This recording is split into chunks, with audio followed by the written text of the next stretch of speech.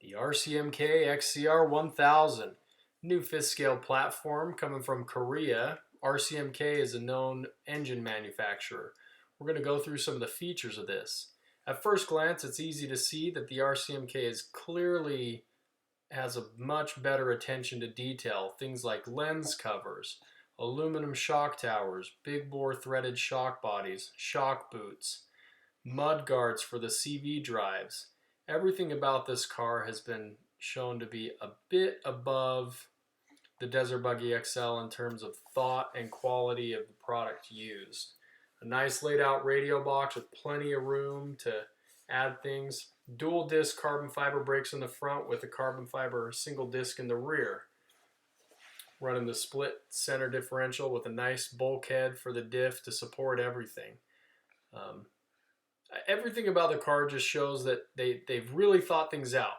You got a spark plug cover that you can remove the spark plug simply with a little body clip. You can get to it easily. It's got a little lid.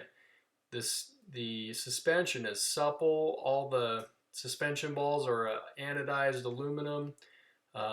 Really stiff aluminum shock towers. Again, you can see it's got nice, real molded foam inserts, good sidewall, nice tread design. There's a nice little access to the receiver box there.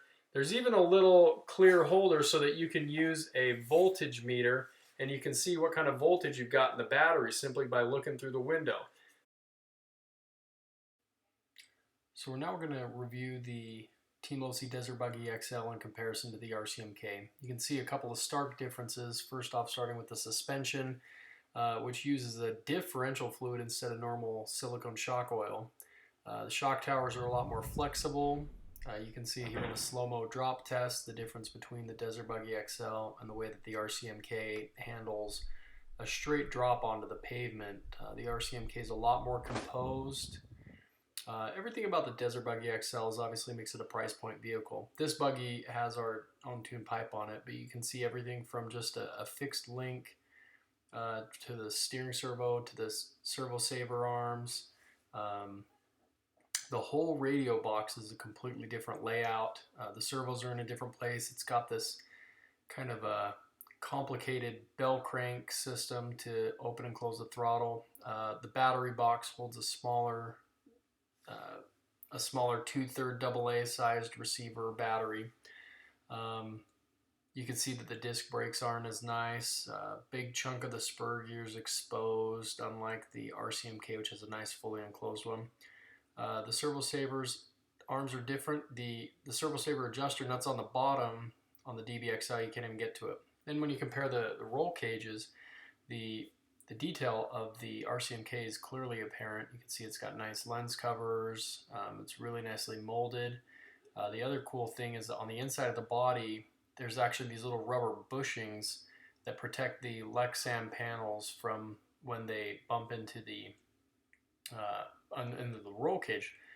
And then you can see also the spare tire carrier is a little bit nicer. It also has the lens over the rear LED light, and then it has the little body panel flares that go just above the tires.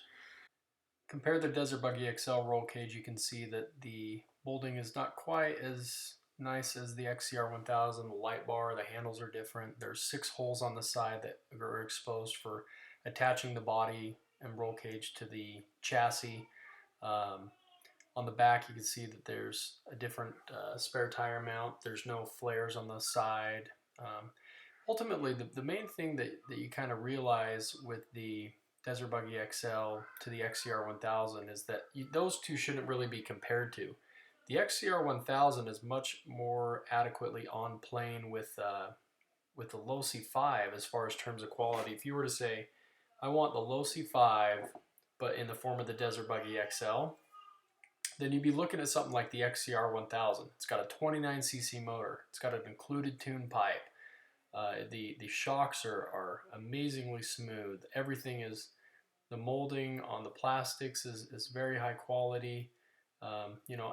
They both fit their respective markets, and the Desert Buggy XL is a wonderful vehicle for fifth scale entry level guys, but those who want that scale look, and performance, should probably take a look at the XCR-1000.